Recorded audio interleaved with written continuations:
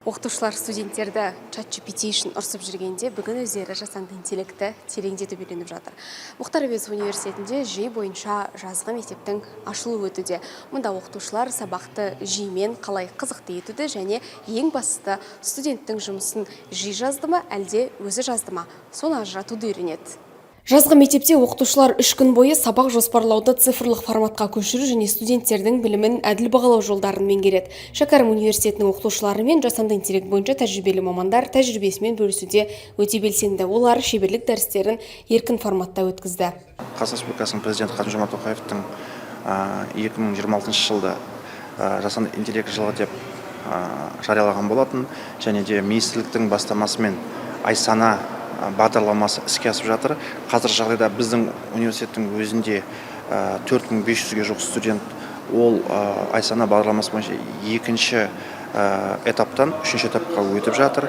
Яғни жалпы айтқан кезде жасанды интеллекттің қолданудың, оны дұрыс жетілдірудің және оны былай айтқан кезде ағылшынша девелопинг деп айтып жатамыз. Соны құрудың, жасаудың тәсілдерін үйреніп жатыр студенттеріміз. Яғни студенттік деңгейде де кішігірім стартаптарымыз бар. Жасанды интеллект ғылыми жұмыс жазуды жеңілдеткенмен академиялық адалдық мәселесін бірінші орынға шығарды. Әсіресе студенттердің дипломдық жобаны жүйе арқылы антиплагиаттан өткізуі, оның қаншалықты дұрыс екенін анықтау мәселесі осы басқосуда қызу талқыланды. Жалпы антиплагиаттың өзі жақсы, бірақ жасанды интеллект детекторлары негізі жақсы істейді деп айтуға күмәнім бар. Ол әртүрлі зерттеулер бар, бірақ дөрекі айтқан кезде бір 50% жағдайда ғана шын жасайды ғой. Бірақ олардың жұмыс істеу принципі, олар эссені, дипломды көреді, қандай да бір сөзді көреді. Мысалы, бірінші сөз, мысалы, адам деп тұрады.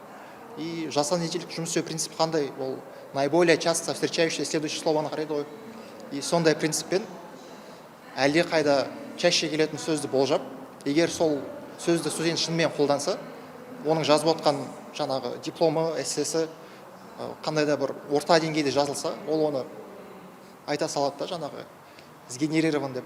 Сол бойынша бізде активно қолданып жатыр жасанды интеллект детекторын, бірақ басқа үлкен университеттерде, вроде MIT-да, олар прям полностью отказались. 3 күнге созылатын жазғы мектеп оқытулар аясында қатысушылар тапсырманы Блум таксономиясы бойынша құрастырады. Қауіпсіз жүй құралдары, дұрыс қолдануды және жеке методикалық портфолио дайындауды да үйренеді. Нәтижесінде білім беру саласындағы жасанды интеллектінің этикалық нормалары мен ішкі ережелері бойынша нақты ұсыныстар әзірленеді.